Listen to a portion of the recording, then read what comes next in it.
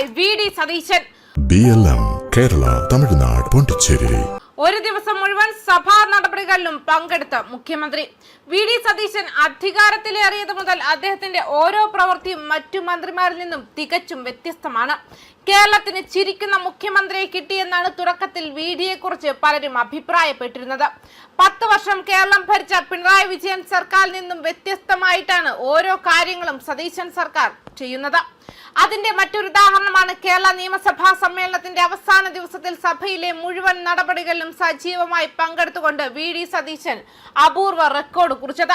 വിഴിഞ്ഞം തുറമുഖത്തിന്റെ ഓഹരി കൈമാറ്റം, ഗൾഫ് യാത്രാ പ്രതിസന്ധി തുടങ്ങിയ നിർണായക വിഷയങ്ങൾ ഉയർന്നു വന്ന ചോദ്യോത്തര വേളയിൽ ഉടനീളം കൃത്യമായ മറുപടികൾ നൽകിയാണ് അദ്ദേഹം സഭാ നടപടികൾക്ക് തുടക്കമിട്ടത്.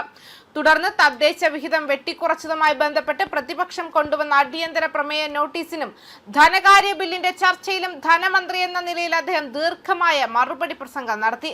പ്രതിപക്ഷത്തിന്റെ വൻ പ്രതിഷേധങ്ങൾക്കും സഭ ബഹിഷ്കരണങ്ങൾക്കുമിടയിൽ ഒരു ദിവസം ഇത്രയധികം സഭാ നടപടികൾ അദ്ദേഹം തുടർച്ചയായി പങ്കെടുത്തത് രാഷ്ട്രീയ കേന്ദ്രങ്ങളിൽ വലിയ ശ്രദ്ധ നേടിയിട്ടുണ്ട്. രാവിലെ 9 മണിക്ക് ആരംഭിച്ച് നീണ്ടുനിന്ന സഭയിൽ ശ്രദ്ധ ക്ഷണിക്കലുകൾക്കും പ്രധാനപ്പെട്ട 6 സബ്മിഷനുകൾക്കും അദ്ദേഹം നേരിട്ട് മറുപടി നൽകി. കൂടാതെ വിദേശ സംഭാവന നിയന്ത്രണ ചട്ട ഭേദഗതിക്കെതിരെയുള്ള നിർണായക പ്രമേയം സഭയിൽ അവതരിപ്പിച്ചതും അദ്ദേഹമായിരുന്നു. അടിയന്തര പ്രമേയ ചർച്ചയിലും ധനകാര്യ ബില്ലിന്റെ ചർച്ചയിലും അദ്ദേഹത്തിന്റെ മറുപടികളിൽ പ്രതിഷേധിച്ച് പ്രതിപക്ഷം 2 തവണ സഭയിൽ നിന്നും ഇറങ്ങിപ്പോയിരുന്നു. ഒരു ദിവസം തന്നെ ഇത്രയും നടപടികളിൽ തുടർച്ചയായി മുഖ്യമന്ത്രി പങ്കെടുക്കുന്നത് അപൂർവമാണ്. അതേസമയം പ്രതിപക്ഷ LDFന്റെ ബഹിഷ്കരണത്തിനിടയിൽ സംസ്ഥാന നിയമസഭ ബുധനാഴ്ച ധനകാര്യ ബിൽ പാസാക്കി. കുറഞ്ഞ ആൽക്കഹോൾ പാനീയങ്ങളുടെ നികുതി കുറയ്ക്കുന്നതിനുള്ള വിവാദ വ്യവസ്ഥ ഇതിൽ ഉൾപ്പെടുന്നു. നിയമനിർമ്മാണത്തെ ന്യായീകരിച്ചുകൊണ്ട് UDF മാത്രമല്ല മുഴുവൻ സംസ്ഥാനവും ഈ വ്യവസ്ഥകളെ കുറിച്ച് തുറന്ന് ചർച്ച ചെയ്യണമെന്ന് മുഖ്യമന്ത്രി വി.ഡി. സതീശൻ പറഞ്ഞു. നയത്തിന് വ്യാപകമായ അംഗീകാരം ലഭിച്ചു കഴിഞ്ഞാൽ പുതിയ നികുതി ഘടന നിലനിൽക്കുമെന്നും കൂട്ടിച്ചേർത്തു.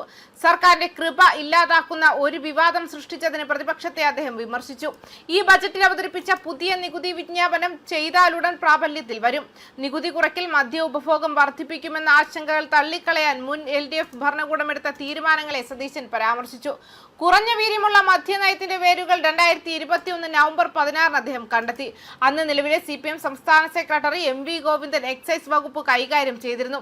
ആ കാലയളവിൽ നിയമിക്കപ്പെട്ട ഒരു കമ്മിറ്റി വീര്യം കുറഞ്ഞ മദ്യത്തെ സജീവമായി പ്രോത്സാഹിപ്പിച്ചിരുന്നു. വീര്യം കുറഞ്ഞ മദ്യം ഘട്ടം ഘട്ടമായി നിർത്തലാക്കാൻ ലക്ഷ്യമിട്ടുള്ള ഒരു പൊതുജനാരോഗ്യ തന്ത്രമാണ് ഈ പാനീയങ്ങളുടെ നികുതി കുറയ്ക്കലെന്ന് സതീശൻ വാദിച്ചു. ഇത് രോഗനിരക്ക് ഗണ്യമായി വർദ്ധിപ്പിക്കുന്നു. ബജറ്റ് ചർച്ചകൾക്കിടെ രാവിലെ സഭ പ്രക്ഷുബ്ധമായ രംഗങ്ങൾക്ക് സാക്ഷ്യം വഹിച്ചു. നടപടിക്രമ നിയമങ്ങൾ പാലിക്കാതെ ബിൽ അവതരിപ്പിച്ചതിൽ ദുരൂഹതയുണ്ടെന്ന് ആരോപിച്ച് മുൻ ധനമന്ത്രി KN ബാലഗോപാൽ ഒരു ക്രമപ്രശ്നം ഉന്നയിച്ചു.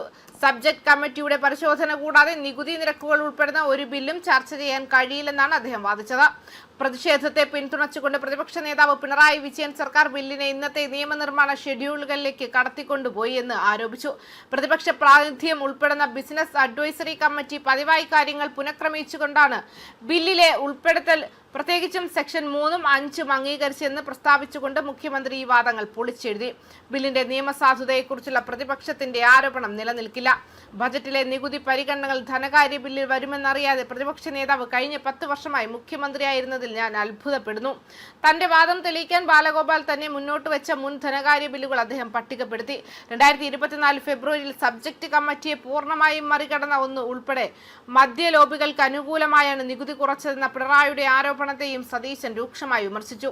സഹകരണ സ്ഥാപനങ്ങൾക്ക് ഹോർട്ടി വൈൻ പ്രോത്സാഹിപ്പിക്കുന്ന LDFന്റെ നിലപാടിന് വിരുദ്ധമാണിത്. UDF നേതൃത്വത്തിലുള്ള സർക്കാരിന്റെ ആദ്യ 100 ദിവസത്തെ കർമ്മ പദ്ധതി മുഖ്യമന്ത്രി വി.ഡി. സതീശൻ ബുധനാഴ്ച പ്രഖ്യാപിക്കുകയും ചെയ്തിരുന്നു. 100 ദിവസത്തെ കർമ്മ പദ്ധതിയിൽ ആകെ 541 പരിപാടികൾ ഉൾപ്പെടുത്തിയിട്ടുണ്ട്. ഓരോ 20 ദിവസത്തിലും പുരോഗതി അവലോകനം ചെയ്യുമെന്ന് സതീശൻ വ്യക്തമാക്കി. പുരോഗതി നിരീക്ഷിക്കുന്നതിന് മുഖ്യമന്ത്രിയുടെ ഓഫീസിൽ ഒരു ഡാഷ്ബോർഡ് സൂക്ഷിക്കും. പദ്ധതിയുടെ സമയബന്ധിതമായ നടപ്പാക്കലിനെ കുറിച്ചും അദ്ദേഹം ഊന്നിപ്പറയുകയും ചെയ്തിരുന്നു. ന്യൂസ് ഡെസ്ക് കർമ്മ ന്യൂസ്.